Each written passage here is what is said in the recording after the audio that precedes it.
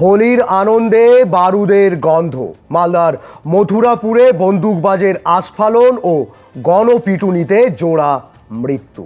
শুভ দিন, আমি নাসিব আক্তার, বিশ্ব টাইমসে আপনাকে স্বাগত। আজ এমন একটি খবর নিয়ে আপনার সামনে এসেছি যা শুনলে আপনার রক্ত হিম হয়ে যাবে।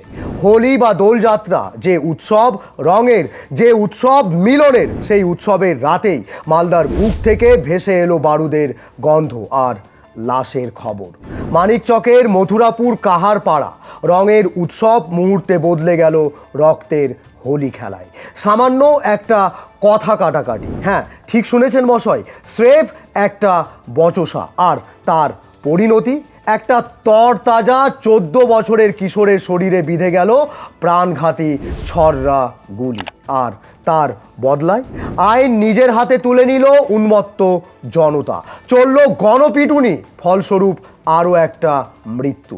বিশ্ব টাইমসের পর্দায় আজ আমরা এই ভয়ঙ্কর নারকীয় ঘটনার ময়নাতদন্ত করব। সঙ্গে থাকুন। BU4 চার্জ দাও, ছুটে চলো। জ্বালানির দাম বাড়ছে প্রতিদিন, কিন্তু এখন সময় বদলের। এবার শহর হোক বিদ্যুতে চালিত। এসে গেছে BU4 ইলেকট্রিক স্কুটার, মাত্র একবার চার্জে 110 কিলোমিটার দৌড়ের প্রতিশ্রুতি, সাথে 3 বছরের ব্যাটারি ও মোটরের গ্যারেন্টি। আর খরচ 1 কাপ চায়ের দামে প্রতিদিন চলবে আপনার স্কুটি। স্টাইল, কালার, স্পিড আর সেভিংস সব একসাথে এখন এক নামেই BU4।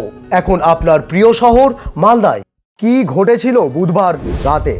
মথুরাপুর কাহারপাড়ার বাতাসে তখন উৎসবের আমেজ, আর সেই আনন্দেই ছেদ পড়ল পাড়ার অল্প বয়সী ছেলেদের একটা সাধারণ বচসাকে কেন্দ্র করে। কিন্তু সেই বচসা যে এমন ভয়ঙ্কর রূপ নেবে তা কেউ ভাবতেও পারেন। অভিযোগ, এলাকার রেশন ডিলার সমীর গুপ্তের 17 বছরের এক নাবালক ছেলে শটান তার বাবার লাইসেন্স করা বন্দুক বের করে আনে, আর তারপর কোনো বিচার বিবেচনা ছাড়াই সোজাসুজি চালিয়ে দেয় ছররা গুলি। ভাবতে পারছেন মশাই? আর এই একটি গুলিতে জখম হলেন 5 জন নিরপরাধ মানুষ। সমর রজক, বয়স মাত্র 14 বছর, তার বাবা কালু রজক, মা নমিতা রজক। অরুণ মণ্ডল, এবং ভাবলে শিউরে উঠতে হয়, ওই গুলিতে বিদ্ধ হয়েছে মাত্র 10 বছরের এক নিষ্পাপ বালক সম্রাট মাহারাও। মালদা মেডিকেল কলেজ হাসপাতালে নিয়ে যাওয়ার পর শেষ রক্ষা হলো না। মৃত্যুর কোলে ঢলে পড়ল 14 বছরের সমর। বিশ্ব টাইমসের পক্ষ থেকে আজ প্রশাসনের দিকে সোজাসুজি আঙুল তুলে আমরা প্রশ্ন করছি, একটি 17 বছরের নাবালকের হাতে লাইসেন্স করা বন্দুক পৌঁছালো কি করে? এই লাইসেন্স তো আত্মরক্ষার জন্য দেওয়া হয়, উৎসবের রাতে পাড়ার মোড়ে বাহুবলী সাজার জন্য একদমই নয়। এর দায় কে নেবে? আর এখানেই শেষ নয়। সমরের মৃত্যুর খবর ছড়াতেই বিচার ব্যবস্থার ওপর থেকে ভরসা হারিয়ে ফেলল উত্তেজিত জনতা। আইন চলে গেল মানুষের হাতে। রেশন ডিলার সমীর গুপ্তের বাড়িতে চলল ব্যাপক ভাঙচুর। ক্ষুব্ধ জনতার নির্মম গণপিটুনিতে হাসপাতাল যাওয়ার পথেই মৃত্যু হলো সমীর গুপ্তেরও। আজ বৃহস্পতিবার, মথুরাপুরের রাস্তাঘাট থমথমে, পুলিশ মোতায়েন আছে, ধরপাকড় চলছে। রাতে সমীর গুপ্তের বড় ছেলেকে পুলিশ গ্রেপ্তার করেছে, আরও 2 জনকে আটক করেছে ঠিকই, কিন্তু এই ধরপাকড় তো ঘটনার পর। যখন একটা নাবালক বন্দুক হাতে রাস্তায় নামলো, তখন কোথায় ছিল প্রশাসন? কোথায় ছিল পুলিশি নজরদারি? প্রশ্ন উঠছে বিভিন্ন মহল থেকে। কোন ডিলার? কেন কেন কেন?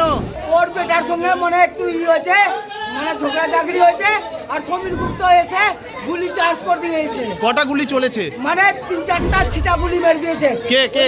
ওই সমীর গুপ্ত। আমার ভাতিজা মারা গেছে, এটা আমি বলতে পারবো না। আমার ভাতিজা মারা গেছে, শুধু 4টা গুলি লেগেছে, এখানে এখানে এখানে, আর এই জায়গাটা লেগেছে। 4টা গুলি মেরেছে। সমর রজক, বয়স 14 বছর।